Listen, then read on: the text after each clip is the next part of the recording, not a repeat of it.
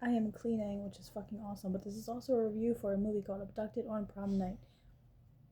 Every time I start to do something, my baby wakes up. Every time I start to clean, I start to watch a movie, I start to make a video, he wakes up.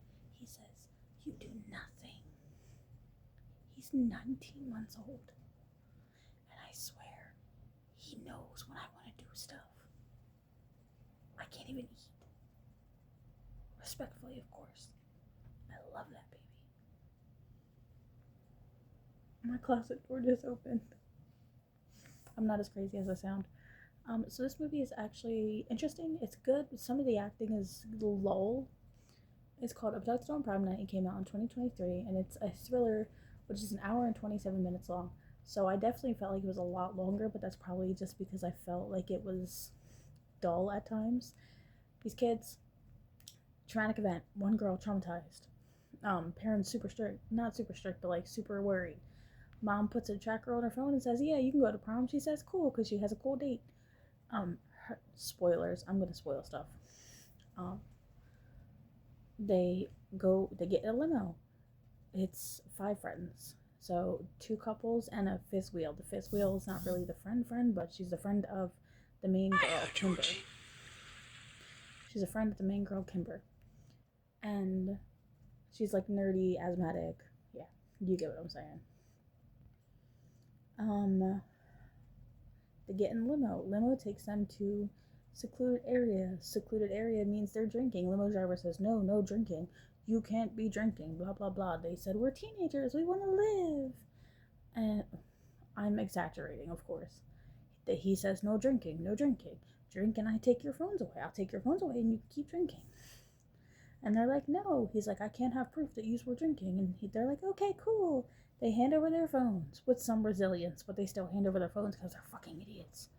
And they get back in the limo and they go to drive to prom. The driver, drops the phones and runs them over. And he does it on purpose. On the way to the prom, the kids start to realize, hey, we are not going to the prom. Where are we? Driver's not answering. Driver locks doors. They can't get out. They don't make it to prom. Kimber's parents are starting to get worried because, again, where is their daughter? She's the chaperone. Her mom is the chaperone at the dance. Where is their daughter? Where is this? And she checks the tracking. She's like, oh, she's here. Maybe she'll be here soon. She's at the forest. She'll be there soon. They waited. They checked. Still at the same spot. At the same spot. They go to said location and find all their phones. Now, at this point, one kid has already died. They made it to. No. Scratch that. They make it to Kimber's dad's office where they steal a flash drive which has cryptocurrency on it. And at that point, one kid has died. They start driving again, and Austin, Kimber's boyfriend, dies. Spoilers. Seriously, spoilers. The acting in the traumatic scenes is not the best. Like, some of it is good, some of it is good, but some of it is like, okay, I see. It feels like a Lifetime movie, but it feels like a Tubi movie. I love Tubi movies, don't get me wrong, but the acting is not the best. Um, so then we get to this point where they get to a warehouse. They're holding Kimber hostage. The girls are in a separate. The other two girlfriends are in a separate section. They're left in the limo, and Kimber is tied to a chair. Which we find out the big plot twist. Kimber's dad slept with the limo driver's mom. The limo driver's brother is Kimber's date, Austin. He wasn't killed. It was faked. They faked his death. They faked his killing. And the name of that movie just sounds weird. The preview said anyway.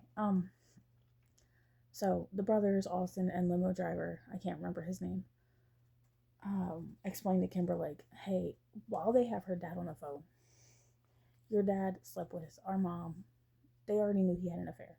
That's why her parents are getting a divorce. And when he ended it, she offed herself, or she died. They say he killed her. She OD'd. They're like, you have all this money and you could have gotten her help, gotten her rehab. You could have stayed with her and blah, blah, blah. They're basically holding a grudge, but it's mainly Austin. You could see it's mainly Austin. The limo driver, however, has an obsession with Kimber, which is like weird. Um, and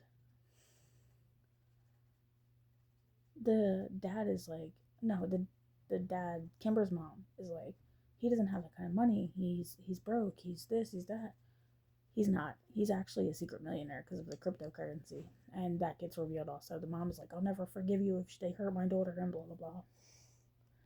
Anyway, long story short, the girlfriends get out of the limo when the brothers like disappear for a few minutes. They get the one brother's phone. They share their location, and parents come over to save the day.